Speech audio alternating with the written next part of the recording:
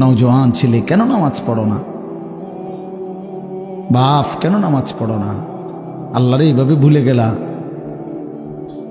নারীরে এমনি পছন্দ হয়ে গেল, সারা রাত মোবাইলে ছবি দেখো, উলঙ্গ নাচ দেখো, জিনা ব্যভিচারের দৃশ্য দেখো, দিন নাই রাত নাই, ছবি, নারী, অসভ্যতা, নোংরামি, মদ, জুয়া, গাঁজা, ফেন্সি, ইয়াবা। হায় হায় হারামখোর, এত বড় নাফরমান কেমনে হইল? কেমনে হইলা বাপ? কেমনে আল্লাহরে ভুলে গেলা? তোমরা যারা কোনোদিন ফজরের নামাজ পড়ো না, কেমনে দাঁড়াইবা বাপ? কেমনে দাঁড়াই? একটা মিনিট ভাবো না তুমি? কেমনে বললে বুঝতাম? আপনাদের যাদের স্ত্রী নামাজ পড়ে না, যাদের মেয়েরা নামাজ পড়ে না, আপনারা যারা সামান্য দুনিয়ার ব্যস্ততায় নামাজ পড়েন না বাবা, কেন পড়েন না? একটা সিএনজি চালাইতে গিয়া বেচারা নামাজ পড়ে না, একটা অটো চালাইতে গিয়া বেচারা নামাজ পড়ে না, একটা সামান্য মুদি দোকান, চা দোকান, এই বেচারাও এক ওয়াক্ত নামাজ পড়ে না। আহারে কি আশ্চর্য! একটা চটপুটি দোকানদার সারাদিন মাহফিলে চটপুটি বেচতেছে সারাটা রাত, একটা ওয়াক্ত নামাজ পড়ে না। মা কি হারাম! চিন্তা করে দেখ। কোগা বুট মুড়ি বেচছে, বুট বেচছে কত, নাহলে 300 টাকার বুট, নাই তো 1000 টাকার বুট বিক্রি করছে, বিনিময়ে আল্লাহকে একটা সেজদা দেয় না। দুনিয়া তারে কি পরিমাণ ধোকা দিছে, দুনিয়া তারে কি পরিমাণ ধোকা দিছে, দুনিয়া তারে কেমন বোকা বানাইছে। সব 1000 টাকার বুট বেচলে কত, নলে 100 টাকা লাভ, না 1000 টাকা লাভ। শরীফ বে কন্যা কাজ এরমই তো হইব। 1000 টাকার বুট বেচলে 300 টাকা লাভ, এত রং না। হ্যাঁ বেটা, 300 টাকা লাভ দিয়ে লাইছে বেটারে। জি না, কত নলে 70, 80, 100 টাকা লাভ হবে। আচ্ছা ধরেন শরীফ ভাই কইছে মুরব্বী মানুষ 300 টাকাই লাভ, তো 300 টাকার জন্য জোহর, আসর, মাগরিব, ইশা সব বাদ। কি পেয়ে কি হারাইলাম? কাকে ধরলাম, কাকে ছাড়লাম? কুল মা ইনদাল্লাহি খায়রুম মিনাল লাহবি ওয়া মিনাত তিজারা। আল্লাহ বলছে, নবী বলে দেন, ও দুনিয়াবাসী, তোমাদের এই ব্যবসা বেচা কিনা, তোমাদের এই রং তামাশা, যুবক, তোমার এই তামাশা, তোমার এই গান বাদ্য, নাচ গান, এই সব কিছুর বিনিময়ে, এর বিপরীতে সেজদা দিলে, নামাজ পড়লে, গোলামি করলে আল্লাহর কাছ থেকে যা পাইতা, আল্লাহ বলছে বন্ধু বলে দেন, সেটা তোমাদের এই তামাশা এবং ব্যবসা বেচা কিনা, আয় রোজগার চাইতে কোটি কোটি গুণে উত্তম,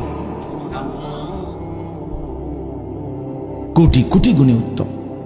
আল্লাহু খায়রুর রাজিকিন, আল্লাহই হচ্ছেন সর্বোত্তম রিজিক দাতা।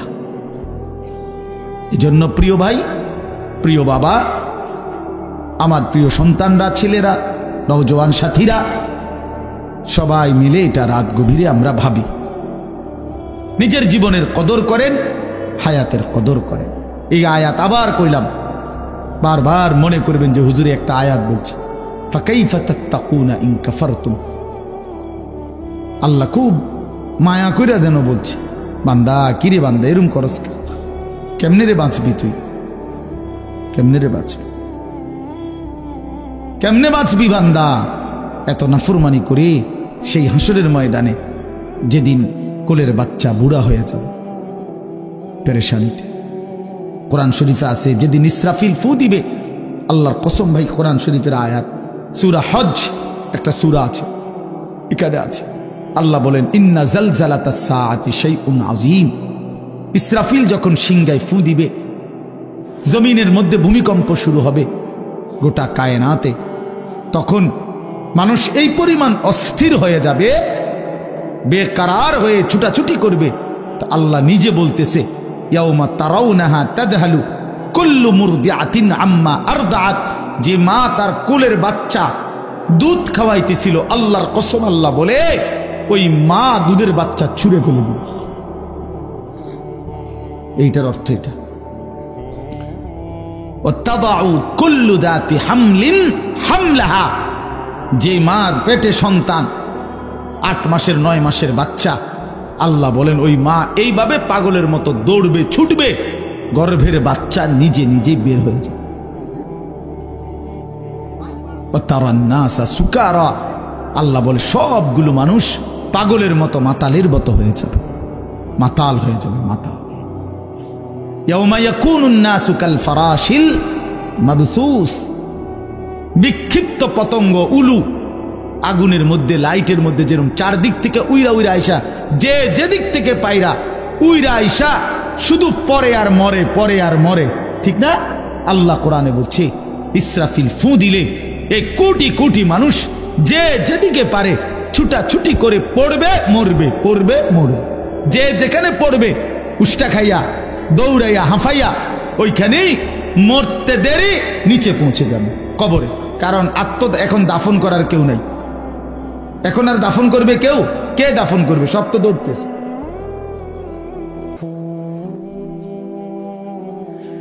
এই জন্য আমি অনুরোধ করছি বাপ, আপনারা প্রত্যেকে এই যে ফিকির, আমাদের প্রিয় হযরত মাওলানা মাহবুবুর রহমান সাহেব ইত্তেহাদুল উলামার ফিকির বলছে, আল্লাহর বান্দাদের কাছে দিন পৌঁছানো, মানুষের কল্যাণে মানুষের পাশে দাঁড়ানো, মানুষের জন্য কিছু করা, মানবতার জন্য কিছু করা, আর কোনো মানুষকে, বন্যার্তকে ত্রাণ দেওয়া, ক্ষুধার্তকে খাবার দেওয়া, বস্ত্রহীনকে বস্ত্র দেওয়া, এতিম গরিব অসহায়কে খাদ্য খাবারের লোকমা তুলে দেওয়া। বিশ্বাস করেন এটা যেমন অনেক বড় সওয়াবের কাজ, নেকির কাজ, আল্লাহর কসম তার চাইতে কোটি কোটি গুণ বেশি উত্তম নেকির কাজ হলো কোনো মানুষকে জান্নাতের রাস্তা ধরায় দেওয়া, আলোর পথ দেখায় দেওয়া, আখিরাতের রাস্তা বলে দেওয়া, জাহান্নাম থেকে বাঁচার ফিকির করে দেওয়া। এটা বড় খেদমত। নবী সাল্লাল্লাহু আলাইহি সাল্লাম বলেন, ফাওয়াল্লাহি লা আন ইয়াহদিয়াল্লাহু বিকা রাজুলান ওয়াহিদান খায়রুন লাকা মিন হুমুরিন নাআম। নবী সাল্লাল্লাহু আলাইহি সাল্লাম বলেন, আল্লাহর কসম, তোমার দ্বারা একজন ব্যক্তি, রাজুলান ওয়াহিদান, একটি ব্যক্তি আল্লাহর পথ পেয়ে যাওয়া, গোটা আরবের সমস্ত দামি ওট তোমাকে হাদিয়া দেওয়া তার চাইতে বেশি উত্তম। রাসূলুল্লাহ সাল্লাল্লাহু আলাইহি সাল্লাম বলছেন, এজন্য এই মাহফিলের মাকসাদ এটা, আপনাদের জিন্দেগি বদলানো। কারো একজনের কলিজার মধ্যে একটা লোকও যদি, একটা ছেলে, একটা যুবক, সে যদি বুঝে যে আহারে আসলে তো আমার ফজরের নামাজ পড়া দরকার, আমি তো মুসলমান, আমি তো মুসলমান, আমি তো ইমানদার, আমার তো আখিরাত আছে, আমি তো মরতেই হবে। আল্লাহ তাআলা আমাদের সবাইকে বুঝ দান করেন, আল্লাহ তাআলা আমাদেরকে উত্তমভাবে কবুল করে নেন। প্রিয় ভাই, চলেন এই অল্প একটু কোরআনুল কারীমের 30 নম্বর পারা 89 নম্বর সূরা, সূরাটার নাম হচ্ছে ফজর। ফজর, আমরা যে ফজরের নামাজ পড়ি ভোরবেলা, এই ফজরের ওয়াক্ত, এই সূরার নাম এটা ফজর। এই সূরার ছোট্ট সূরা, এটা 30টা আয়াত, এর মধ্যে আমি শেষের 10 আয়াত 21 থেকে 30 তেলাওয়াত করেছি। ইনশাআল্লাহ অল্প একটু সময় আর এই আয়াতগুলোর তর্জমা এবং সামান্য 2-4টা কথা আর পেশ করতে চাই। সূরাটার নাম হচ্ছে ফজর। 5 ওয়াক্ত নামাজের মধ্যে ফজরের ওয়াক্ত, এই ভোর অত্যন্ত গুরুত্বপূর্ণ। ফজরের নামাজ বহুতই দামি নামাজ। প্রিয় ভাই, একটু মনোযোগ দিয়ে শোনো, সবার কাছে অনুরোধ করছি, বিশেষ করে নওজোয়ান ছেলেরা, তোমরা শোনো ভাই, নিজের জীবনের কদর কইরা শোনো, তোমার ভালোর জন্য বলছি ভাইয়া। তু আগার মেরা নিহি বানতা না বান আপনা তো বান, তুমি যদি কারো কোনো উপকার নাই করো তো নিজের ভালো তো করো, নিজের কল্যাণ তো করো ভাইয়া। আপনা তো বান, এটা আল্লামা সৈয়দ আবুল হাসান আলী নদভী রহমতুল্লাহ আলাইহি বলতেন যে হে যুবক, কারো ভালো যদি নাই করতে পারো করো না, কমপক্ষে নিজের ভালো করো, নিজের কল্যাণ করো। নিজেরে কেন নষ্ট করে দিবা, নিজেরে কেন বরবাদ করে দিবা? সারা রাত তোমরা যারা না মোবাইলে ছবি দেখো, নাচ গান দেখো, প্রিয় ভাই, শেষ পর্যন্ত কোথায় গিয়ে থামবা? তোমার এই লিপ্সা, তোমার এই যৌন তাড়না, তোমার এই অসভ্য রুচি কোথায় গিয়ে থামবা? কত নারী দেখলে থামবা? কত উলঙ্গ ছবি দেখলে শেষ হবে? কত অসভ্য নারী দেখলে শেষ হবে ভাইয়া? একদিন বেলা শেষে মনে পড়বে আমার পেছনের জিন্দিগিটা ভুল ছিল, অন্ধকার ছিল। আমি ক্ষতিই করছি নিজের।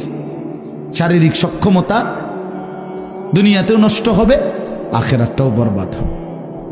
এজন্য তো বলতেছিলাম এই ফজরের নামাজ অত্যন্ত গুরুত্বপূর্ণ নামাজ। কোরআন শরীফে আছে আল্লাহ তাআলা সরাসরি বলছে এই ওয়াল ফজরি, এই সূরার প্রথম আয়াত ওয়াল ফজর, আল্লাহ বলছে বান্দা আমি আল্লাহ কসম করছি ফজরের ওয়াক্তের। তাহলে ফজরের ওয়াক্ত আল্লাহর কাছে দামি ওয়াক্ত, এই জন্য আল্লাহ তাআলা সরাসরি ফজরের ওয়াক্তের কসম করেছে। কসম কোরআন শরীফে আছে আল্লাহ তাআলা বলেন ইন্না কুরআন আল ফজরি কানা মাশহুদা, নিশ্চয়ই ফজরের ওয়াক্ত আমার সমাবেশের সময়। ফজরের ওয়াক্তকে আল্লাহ কোরআনে বলছে ফজরের নামাজ সমাবেশের নামাজ। সমাবেশ কি?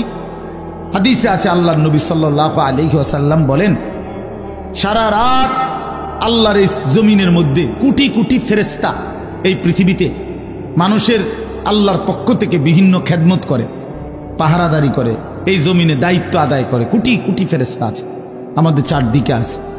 আমাদের ডান কাঁধে বাম কাঁধে যে দুইজন ফেরেশতা লেখে, ওনারা ছাড়াও কিন্তু আমাদের সাথে আরো ফেরেশতা আছে। লাহু মুআক্কিবাতুম মিন বাইনি ইয়াদাইহি ওয়া মিন খালফিহি, এই কোরআন শরীফে আছে। আল্লাহ তাআলা বলছেন আমার পক্ষ থেকে পাহারাদার তদারকি ফেরেশতা আমার বান্দার সামনেও আছে, পিছনেও আছে। ইয়াহফাজুনাহু মিন আমরিল্লাহ, আমি আল্লাহর হুকুমে আমার বান্দাকে তারা, এই ফেরেশতারা আমার বান্দাকে হেফাজত করে। তাহলে এরা তো হলো দুইজন লেখে, এরা ছাড়াও আমাদের সাথে আরো ফেরেশতা আছে। ফেরেশতা আছে এই মানুষের চতুষ্পদ জন্তু যেগুলো মানুষ পালে, এগুলোর কাছে ফেরেশতা আছে। ফেরেশতা আছে। ফেরেশতা আইসা বলে কানে কানে ভাই সাহেব তোমারে বানাইছে আল্লাহর বান্দার খেদমতের জন্য, কাজে সে এখন দুধ দোহাইবে, গরু গাভী, তুমি ঠ্যাংলাইরো না মাথা লাইরো না, তোমারে বানাইছেই বনি আদমের খেদমতের জন্য। এরকম অসংখ্য ফেরেশতা অসংখ্য ডিউটি আদায় করে। তো সারা রাত যেই ফেরেশতারা ডিউটি করে ওনারা ফজরের ওয়াক্তে আসমানে ফিরে যায়। আর দিনের বেলা ফজর থেকে নিয়ে সন্ধ্যা পর্যন্ত আরেক গ্রুপ নতুন ফেরেশতা আসমান থেকে নেমে আসে, ওনারা আবার দিনের বেলা ডিউটি করে। তো এই দুই গ্রুপ যারা ফজরের ওয়াক্তে উপরে যায়, আরেক গ্রুপ নাইমা আসে। হাদিস আছে আল্লাহর নবী সাল্লাল্লাহু আলাইহি সাল্লাম বলেন এই রাত্রিবেলার ফেরেশতারাও যাওয়ার সময় ফজরের নামাজ পড়ে যায়, আর যারা ডিউটি করতে নতুন আসে তারাও আইসা ফজরের নামাজে অংশগ্রহণ করে। এই জন্য আল্লাহ তাআলার নবী বলেন সাল্লাল্লাহু আলাইহি সাল্লাম যে রাত্রির সব ফেরেশতা এবং দিনের সব ফেরেশতা এবং ইমানদার বান্দা নেককার বান্দা সব ফজরের ওয়াক্তে একত্রিত। এই জন্য এটাকে বলে সমাবেশ। সমাবেশ এই জন্য আল্লাহ তাআলা বলেন ফজরের ওয়াক্তে আমার ফেরেশতা আর আমার ইমানদার বান্দা একত্রিত হয়, এটাকে ফজরের ওয়াক্তের গুরুত্ব। এই জন্য আমি দুইটা কথা বলি।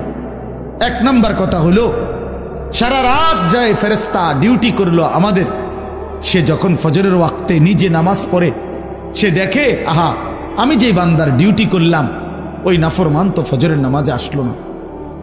তো ফেরেশতা যাওয়ার সময় বলে তোর উপরে আল্লাহর লানত, সারাটা রাত তোরে পাহারাদারি করলাম, তুই আমার মালিকের সেজদা দিলি না। বুঝো নাই?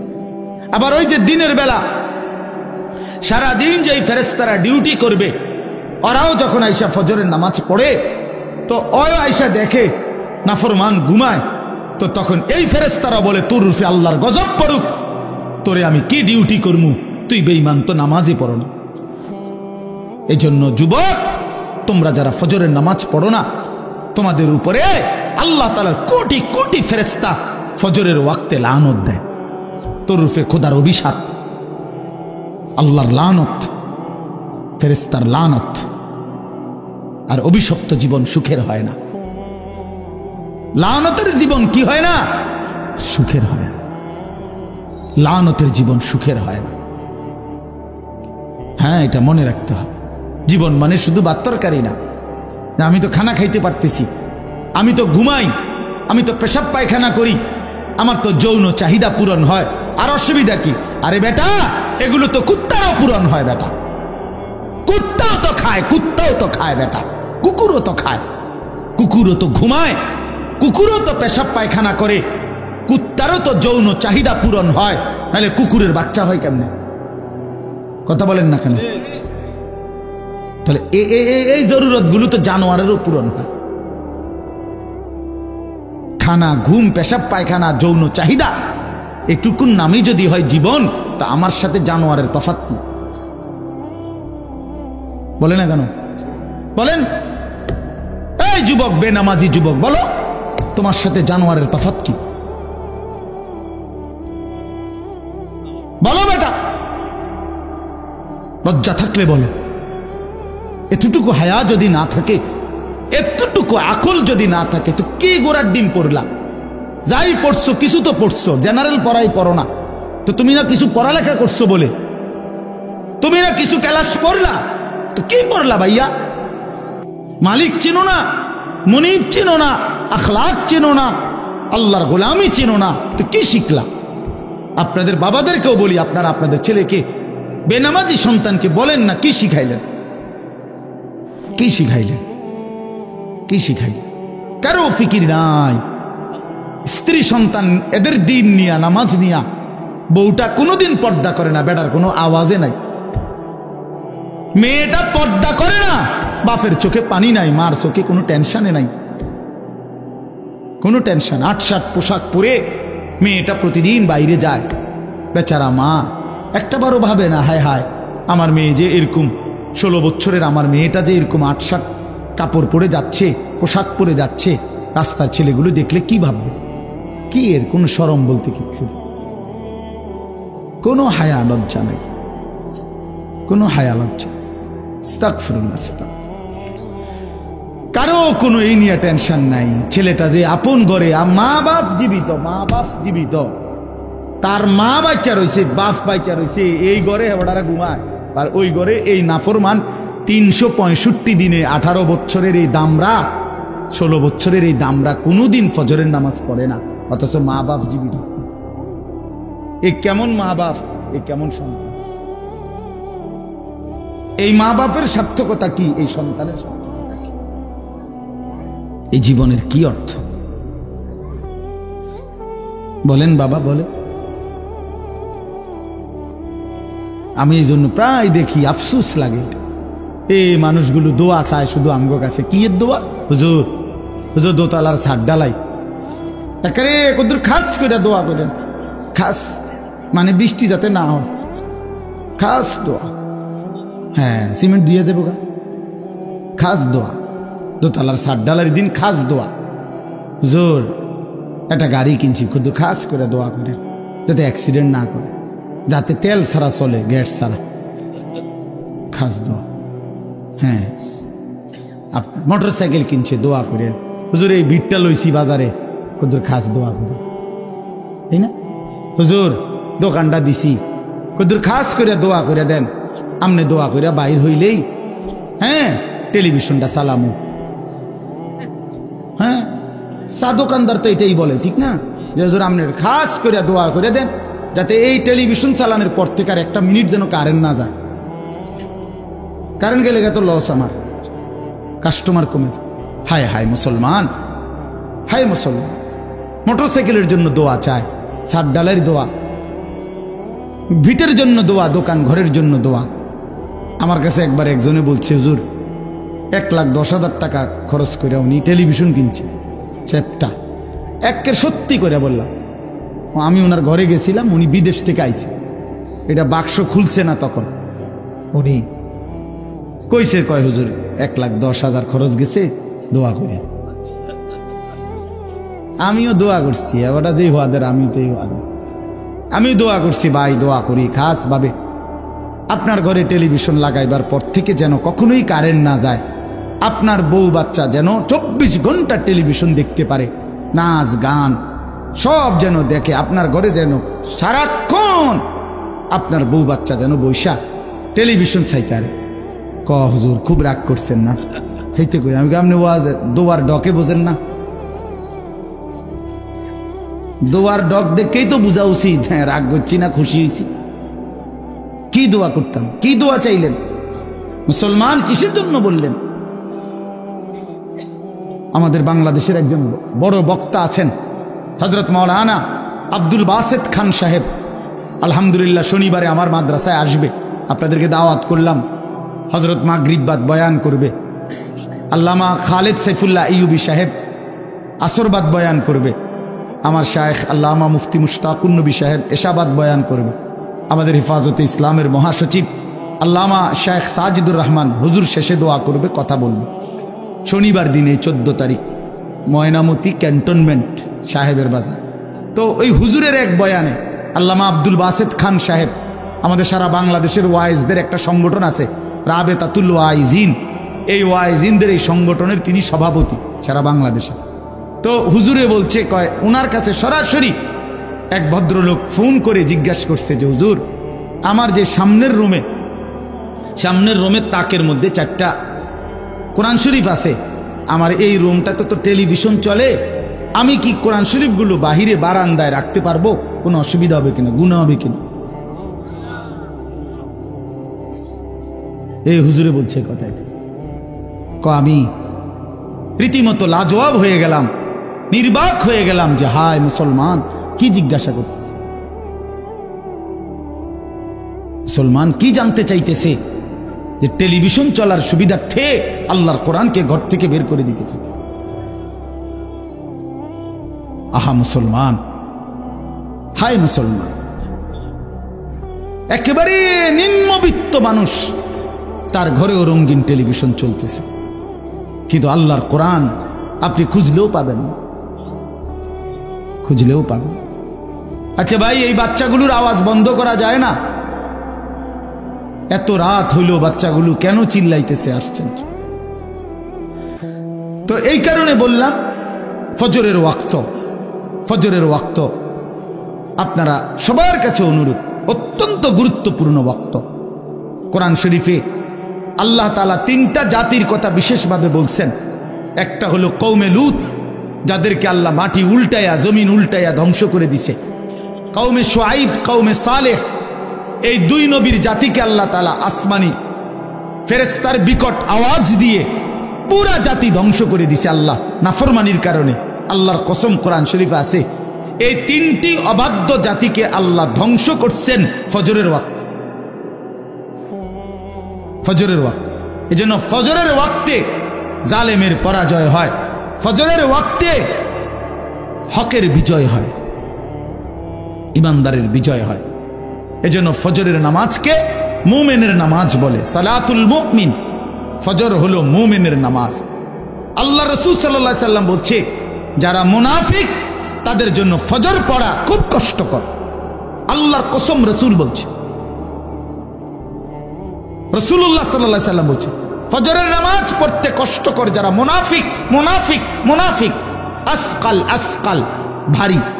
এজন্য আমার শায়েখ আল্লামা মুফতি মুশতাকুন নবী কাসেমি উনি বলে, মুমিন ফজরের নামাজ ছাড়তেই পারে না, মুনাফিক ফজরের নামাজ পড়তেই পারে না।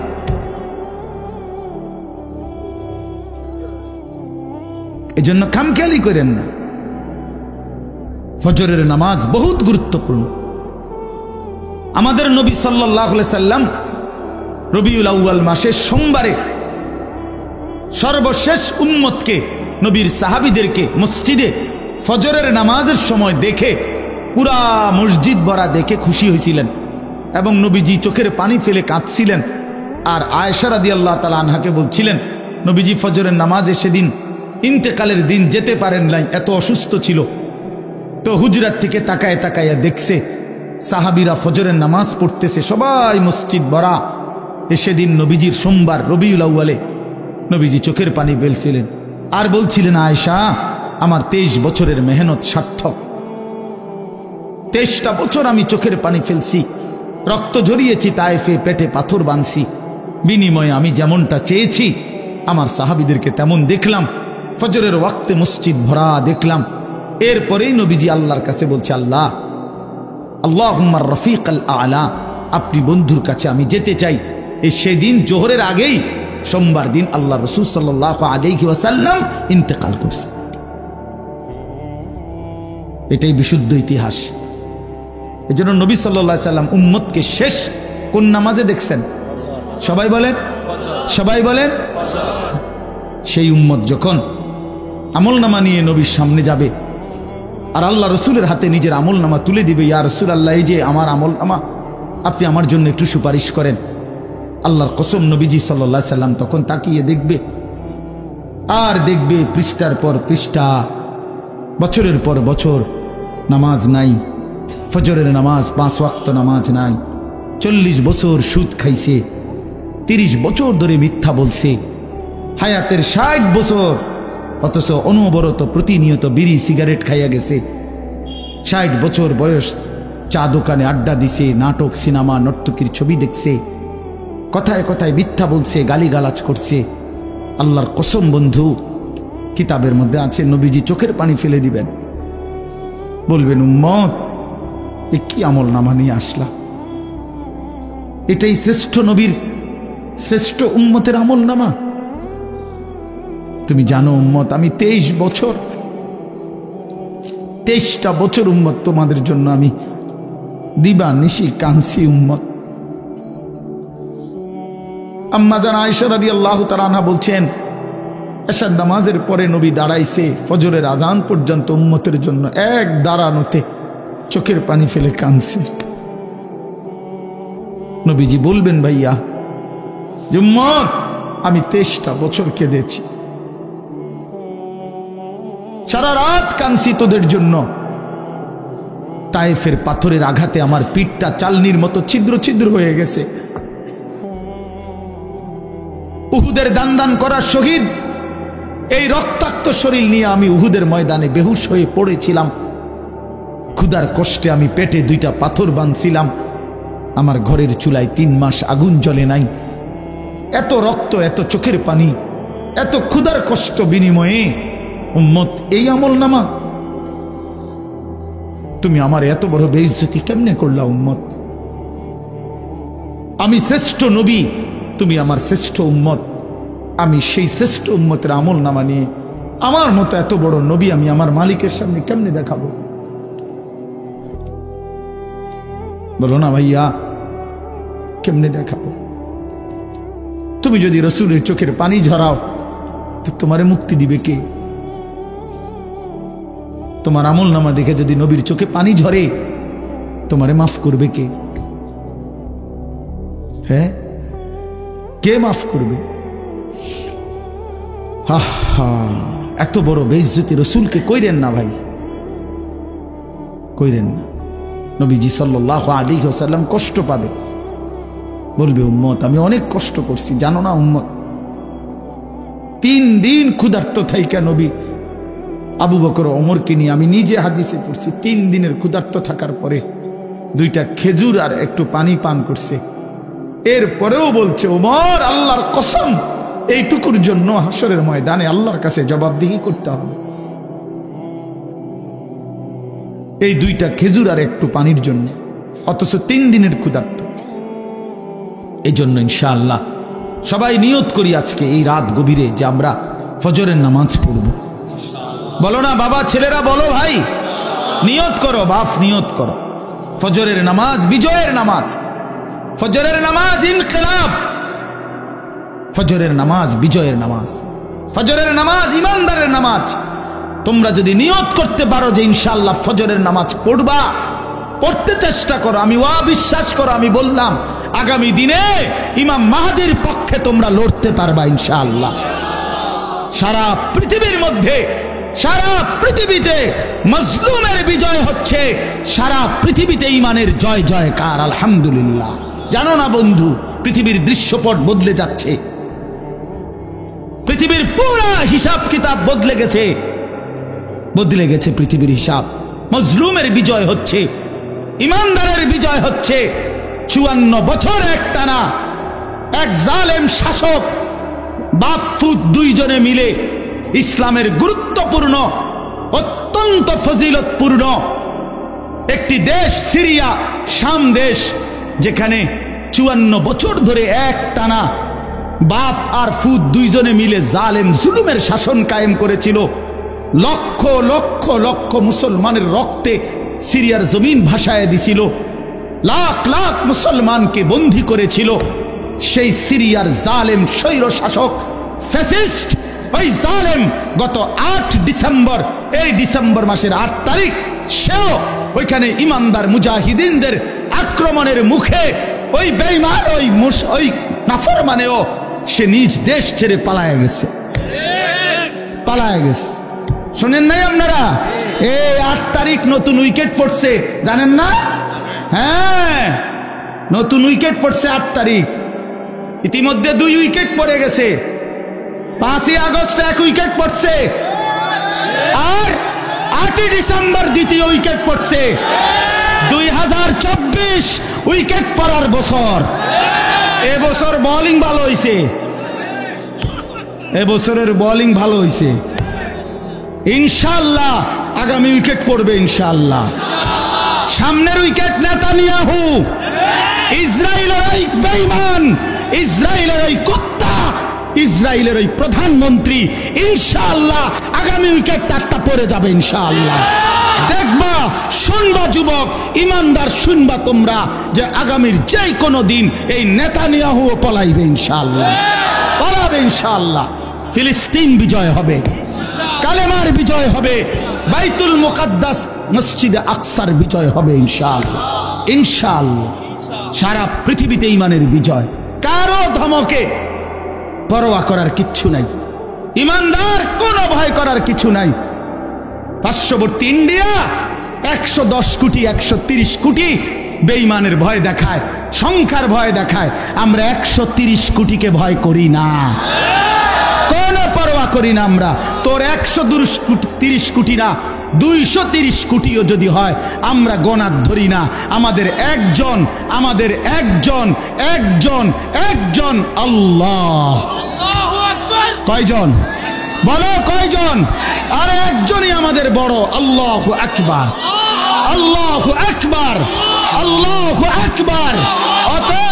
অতএব ইন্ডিয়াকে বলে দাও, পেঁয়াজের ধমক দিও না, আটার ধমক দিও না, আলুর ধমক দিও না। বেঈমান, পেঁয়াজ বন্ধ করে দিবি, ধমক দেশ কেন? পেঁয়াজ তোর বাপের, কথা বলে না। মোদির আব্বার নি পেঁয়াজ, কথা বলো। তার বাপের নি পেঁয়াজ, ওই ধমক দেয় কেন? ইন্ডিয়ার ওদের বাপের পেঁয়াজ এটা, তোর বাপে উৎপাদন করে পেঁয়াজ বেটা। আলু তোর বাপের আলু, তোদেরকে আলু, পেঁয়াজ, খাদ্য, খাবার এক এক লোকমা তোদেরকে যিনি খাওয়ায় বেঈমান, তিনি তো আমার আল্লাহ, আমার আল্লাহ। আরে তোর কি, তোদের মূর্তি ছাড়া আছে কি আর? আমাদের আল্লাহ তোদেরকে খাওয়ায়, আমারে ধমক দেব, এটা কি কথা? আরে বেওকুফ, তুই কারে ধমক দেস বেটা? তোদেরকে যিনি খাওয়ায় তিনি আমার আল্লাহ, ঠিক কি না বলো যুবক? কার আল্লাহ? আমাদের বলবা না, আমার বলো, আমার আল্লাহ। আমার আল্লাহ খাওয়ায়, আমার আল্লাহ, আমার আল্লাহ ওদেরকে খাওয়ায়। 130 কোটির কোনো হিসাব নাই। পেঁয়াজ রসুনের ধমক দিলে কোনো লাভ নাই। ইনশাআল্লাহ 56,000 বর্গ মাইলের 1 ইঞ্চি জমিন বাংলাদেশের জমিন। এটা কোরআনের জমিন, এটা ইসকনের জমিন না। অতএব এই দেশে হিন্দু থাকবে, হিন্দুদের সাথে কোনোদিন আমরা জুলুম করি নাই। যুগ যুগ ধরে আমাদের এই বাংলাদেশে হিন্দুরা ছিল, সংখ্যালঘুরা ছিল, তাদের উপরে কোনো জুলুম আমরা মুসলমানরা করি নাই। কিন্তু আমাদের পরিষ্কার কথা, ইসকনের গুন্ডারা, ইসকনের সন্ত্রাসীরা এই বাংলাদেশে থাকতে পারবে না। বলো যুবক ইনশাআল্লাহ, বলো ইসকন থাকতে পারবে না। দাঁড়াও যুবক, দাঁড়াও, দাঁড়াও, বলো তাকবীর দাও, দাও তাকবীর, হিম্মত করো, দাঁড়াও যুবক, ওঠো নওজোয়ান, দাঁড়াও নওজোয়ান, জাগো নওজোয়ান, বলো হিম্মত করো, স্লোগান দাও, দাও স্লোগান। ইসকনের সন্ত্রাসীরা, ইসকনের সন্ত্রাসীরা, নারে তাকবীর, আল্লাহু আকবার, নারে তাকবীর, আল্লাহু আকবার।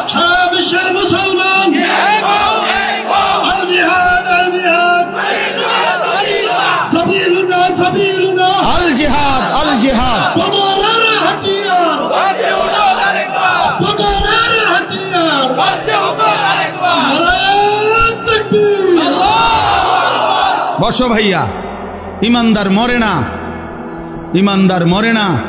আমার লক্ষ কোটি বাংলাদেশের যুবক এখনো আছে ইনশাআল্লাহ। আমরা কলিজার রক্ত দিয়ে, শাহাদাতের খুন দিয়ে জমিন রক্ষা করব ইনশাআল্লাহ। হ্যাঁ, সোজা হিসাব, সোজা হিসাব। এনে 14 কোটি আর 110 কোটির ব্যবধান না, ব্যবধান ইমান আর কুফরের ব্যবধান। সোজা হিসাব। আও তুমি লাগো, ঠিক আছে, দেখা যাক। আমরা টিকলেও সমস্যা নাই, আমাদের বিজয়। আমরা যদি জান দিয়ে রক্ত ছড়াই তো শাহাদাতের মর্যাদা, জান্নাত অপেক্ষা করছে আমাদের জন্য। কাজে মোমেনের কোনো দিয়ে লস নাই। ইমানদারের আবার লস কি? ইমানদারের কোনো লস নাই ইনশাআল্লাহ। বাঁচলেও আমাদের লাভ, মরলেও লাভ, মরলেও লাভ।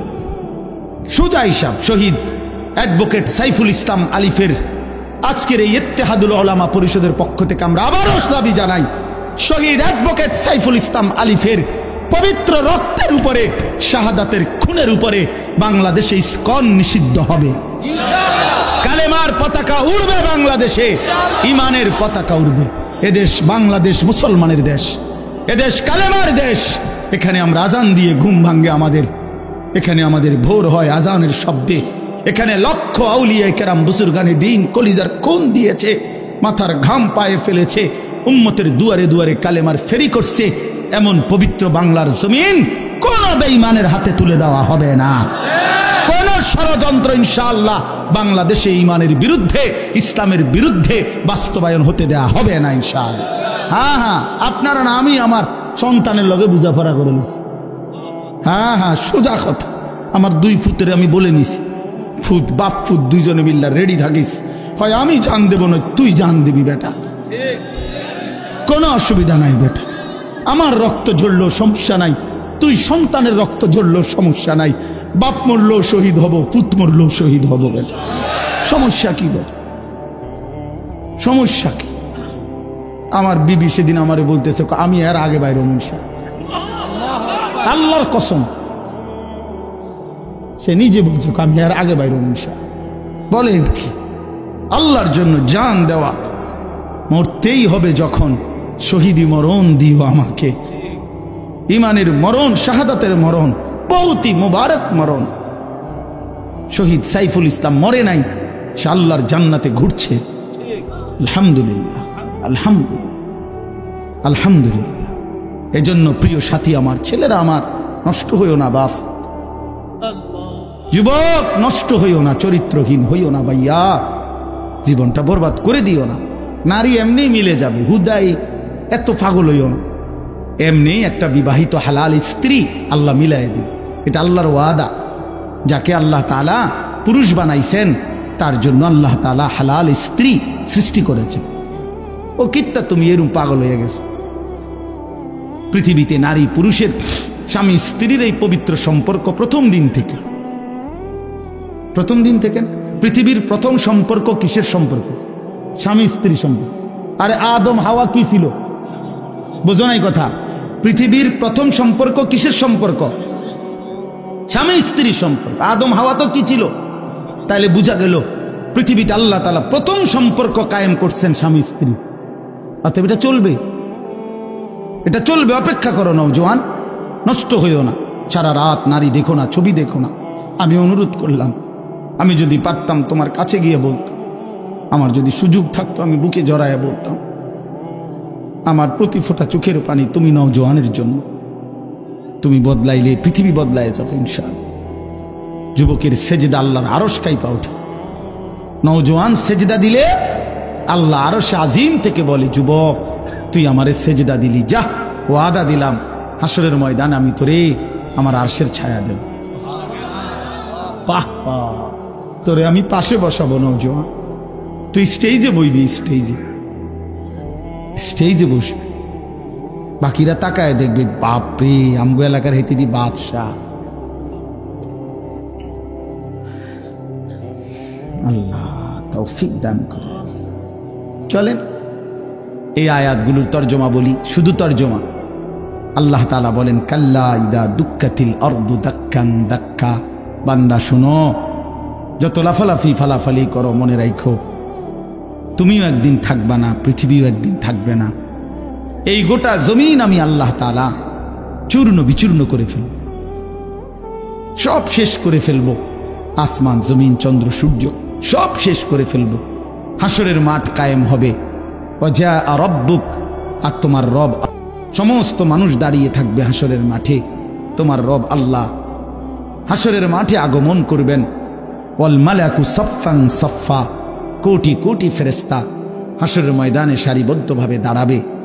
আল্লাহ তাআলা একটা চিত্র তুলে ধরছে যে একদিন পৃথিবী শেষ হবে, হাসরের মাঠ কায়েম হবে, সব মানুষ দাঁড়িয়ে থাকবে, মহান আল্লাহ উপস্থিত হবে, ফেরেশতারা সারিবদ্ধভাবে দাঁড়িয়ে থাকবে, সব চুপ, পিন পতন, তখন নীরব, কেউর মুখে কোনো শব্দ নাই। এই অবস্থায় থাকবে এটা। এরপরে কি হবে? ওয়াজিআ ইয়াউমাইদিন বিজাহান্নাম, আল্লাহ তাআলা বলেন সব যখন নীরব, নিস্তব্ধ, কোনো শব্দ নাই, এই সময় ফেরেশতারা জাহান্নামকে ৭০,০০০ আগুনের শিকল দিয়ে টেনে হাসরের ময়দানে হাজির করবে। জাহান্নামকে যখন হাসরের ময়দানে আনবে, জাহান্নামের প্রচন্ড আগুন, গরম, এটার একটা তীব্র বিকট জাহান্নামের ভিতর থেকে আওয়াজ বের হয়, এক গর্জন, সমুদ্রের গর্জনের মতো। তার চাইতে মারাত্মক ভয়ঙ্কর গর্জন যখন জাহান্নামের আগুনের বের হবে, এই প্রথম পুরা হাসরবাসী, নবীজি বলছেন পুরা হাসরের ময়দানে একসাথে চিল্লাইয়া উঠবে, ইয়া রব্বি নফসি নফসি, ইয়া রব্বি নফসি নফসি,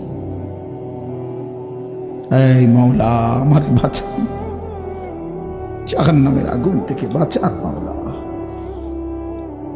ফেরেশতারা ইব্রাহিম নবীর মতো নবীকে বলবে, ইব্রাহিম নবী, ওই যে আপনার ছেলে ইসমাইল, ওর ব্যাপারে কিছু বলবেন? ইব্রাহিমের মতো নবী বলবে, ইয়া রব্বি নফসি নফসি, মাওলা আমারে বাঁচা, আমারে বাঁচা। ওটাও বুঝো। ফেরেশতারা ইয়াকুব আলাইহিস সালামের মতো নবীকে বলবে, হে ইয়াকুব নবী, ওই যে ছেলে আপনার ইউসুফ,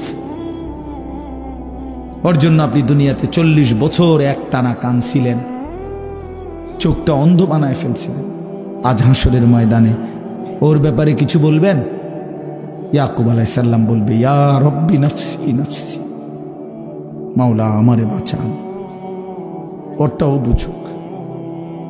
ইয়াউমাইদিন ইয়াতাযাক্কারুল ইনসানু ওয়া আন্না লাহু যিকরা, আল্লাহ তাআলা বলেন সেদিন সমস্ত নাফরমান পাপী তার দুনিয়ার সব কথা মনে পড়বে, সব মনে পড়বে। চুরি, ডাকাতি, জিনা, ব্যভিচার, মদ, জুয়া, নাচ, গান, সুদ, ঘুষ, হারাম, গালি গালাজ, মিথ্যা, অন্যায়, দুর্নীতি, অবৈধ সম্পদ, লুণ্ঠন, বেহায়া, বেপর্দা, অসভ্যতা, নোংরামি, সব মনে পড়বে। আল্লাহর কসম, আল্লাহ বলছে ওয়া আন্না লাহু যিকরা। কিন্তু আল্লাহ তাআলা বলেন, বান্দা বলো না, মনে পড়ে সেদিন কি লাভ হবে? মনে তো পড়বে, বুঝলাম, লাভ কি হবে? বুঝে তো আসবে, কিন্তু লাভ কি হবে? ফায়দা কি হবে? আজ বুঝলে লাভ হইতো। কাল্লা লাউ তা'লামুনা ইলমাল ইয়াকিন, এখন বুঝলে ভালো হতো। আল্লাহ বলেন এখন বুঝলে ভালো। এই ইলমুল ইয়াকিন অর্থ কেন এটা? আল্লাহ বলছে, বান্দা আজকে যদি কোরআন থেকে শুনে, রসুল থেকে শুনে, হাদিস থেকে শুনে, ওলামায়ে কেরাম থেকে শুনে যদি আজকে বুঝতা, ভালো হতো, আমল করতে পারতা। নয়তো লাতারাবুন্নাল জাহিম, একদিন জাহান্নামকে নিজের চোখে দেখবা, সেদিন বুঝে কোনো লাভ হবে না, সেদিন বুঝে লাভ হবে না। উঠো না, আর উঠো না, এই শেষ, শেষ তর্জমা বলতেছি, শেষ। ইয়াকুলু ইয়া লাইতানি কদ্দামতু লি হায়াতি, এই শুনেন, প্রতিটা নাফরমান তখন বলবে, হায় আমি যদি দুনিয়ার হায়াত থাকতে আজকের এই আখিরাতের জন্য কিছু পাঠাইতাম। আমার তো সম্পদ ছিল, যদি দান করতাম। আমার তো সময় ছিল, যদি সেজদা দিতাম। আমার তো শরীর ছিল, যদি আল্লাহর গোলামি করতাম। আহা কি করলাম, আহা কি করলাম, আহা কি করলাম। ফায়াউমাইদিন লা ইউআযযিবু আযাবাহু আহাদ ওয়া লা ইউথিকু ওয়াসাকাহু আহাদ। আল্লাহ বলে, বান্দা বিশ্বাস করো, সেদিন হাসরের ময়দানে আমি আল্লাহ তোমারে যেই আযাব দিব, শাস্তি দেবে, এমন শাস্তি বান্দা তোমারে আর কেউ কোনোদিন দেয় না। আল্লাহ নিজে বলছে, এটা কিন্তু ভয়ানক। আল্লাহ নিজে বলতেছে, বান্দা তোরে সেদিন যেই আযাব দেব আমি, এমন আযাব তোরে আর কেউ দেয় নাই, এমন মারা তোরে আর কেউ মারে নাই বান্দা, তুই বুঝবি। ফায়াউমাইযিন লা ইউআযযিবু আযাবাহু আহাদ, আল্লাহর আযাবের মতো আযাব আর কেউ তোমাকে দেয় নাই। ওয়ালা ইউসিকু ওয়াসাকাহু আহাদ, আল্লাহ বলে ফেরেশতারা, এই নাফরমান, তোরে হাসরের ময়দানে যেই বাঁধাটা বাঁধবে এমন বাঁধা তোরে আর কেউ বাঁধে না, এমন বাঁধা তোরে আর কেউ বাঁধে না।